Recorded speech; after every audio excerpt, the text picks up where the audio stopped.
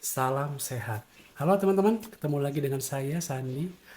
Dan di video saya kali ini, saya ingin berbagi mengenai satu artikel yang saya baca di buletin rumah sakit tempat saya HD. Jadi ceritanya minggu lalu pada saat saya sedang HD, itu saya melihat ada perawat yang membawa buletin. Nah, kemudian saya minta untuk saya baca. Setelah saya baca, ternyata di dalamnya itu ada satu artikel yang sangat relate dengan pasien GGK dan ditulis oleh perawat yang bekerja di rumah sakit tempat saya HD juga. Jadi nama atau judul artikelnya itu adalah anemia pada GGK. Untuk teman-teman yang sudah cuci darah tentu sangat paham bahwa anemia atau kurang darah itu memang banyak dialami oleh kita pasien GGK. Dan ternyata menurut artikel itu disebutkan bahwa lebih dari 50% pasien GGK itu mengalami apa yang namanya anemia. Menurut WHO, jadi WHO itu World Health Organization itu menyebutkan apabila orang yang sudah mengalami anemia itu HB-nya itu di bawah 13 untuk laki-laki dan di bawah 12 untuk perempuan. Sementara untuk pasien GGK, menurut Perhimpunan Nefrolog Indonesia atau Pernefri di tahun 2011 itu disebutkan untuk pasien GGK apabila dikatakan mengalami anemia itu apabila HB-nya di bawah 10. Saya 10,7, memang pas-pasan. Tapi sekarang saya ingin kupas penyebabnya apa sih pasien GGK itu banyak yang mengalami anemia. Di sini saya akan sebutkan 3 aja faktor penyebab anemia pada GGK. Yang pertama itu adalah ternyata umur dari sel darah merah untuk pasien GGK itu ternyata memendek.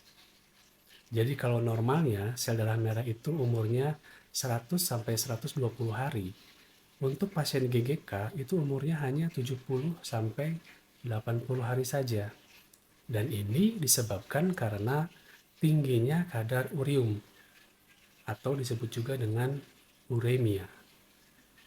Nah, kemudian yang kedua adalah jadi pada saat ginjal kita sudah divonis rusak, itu penyebabnya atau menyebabkan ginjal itu tidak maksimal memproduksi salah satu hormon yang disebut dengan erythropoietin atau disingkat EPO.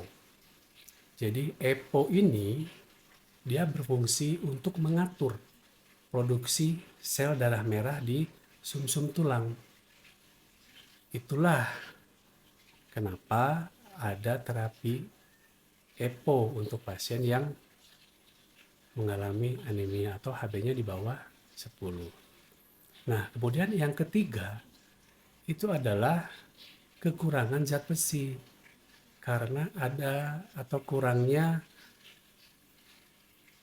transferin, disebut transferin. Jadi transferin itu penyokong atau pengusung zat besi dalam sirkulasi tubuh, salah satunya untuk mengirimkan ke hati dan juga ke sumsum belakang tadi. Bahkan zat besi ini itu sering disebut oleh perawat HD itu sebagai bahan bakarnya HB, bahan bakar untuk pembentukan HB.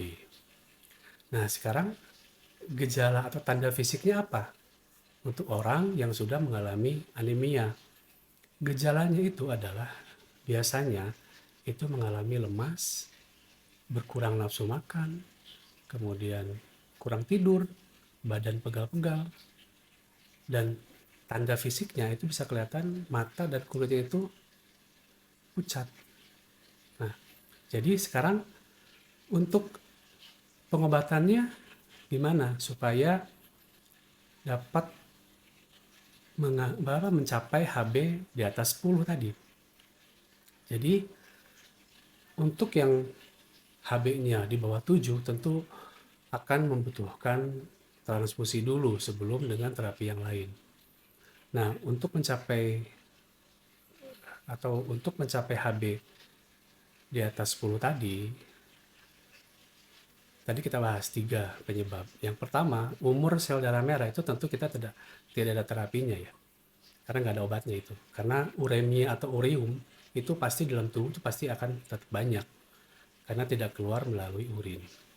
Jadi itu kita skip. Kemudian yang kedua tadi adalah EPO. Nah, EPO ini itu sering disarankan oleh perawat atau dokter di tempat HD untuk yang anemia. Bisa seminggu sekali, bisa seminggu 2 kali, itu tergantung dari dokter, yang disarankan oleh dokter. Yang ketiga itu tentu adalah menambahkan zat besi atau terapi zat besi. Biasanya dilakukan 30 menit sebelum HD selesai.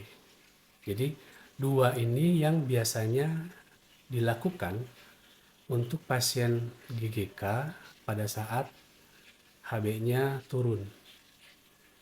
Saya sendiri HB 10 ya walaupun di batas minimal 10,7, 10,9, tapi alhamdulillah saya tidak mengalami gejala atau tanda fisik tadi. Jadi saya masih aman walaupun target saya sebetulnya mencapai HB 11. Untuk penyebab lainnya, di luar 3 penyebab tadi, silakan teman-teman langsung konsultasikan ke dokter setempat atau ke perawat juga karena beliau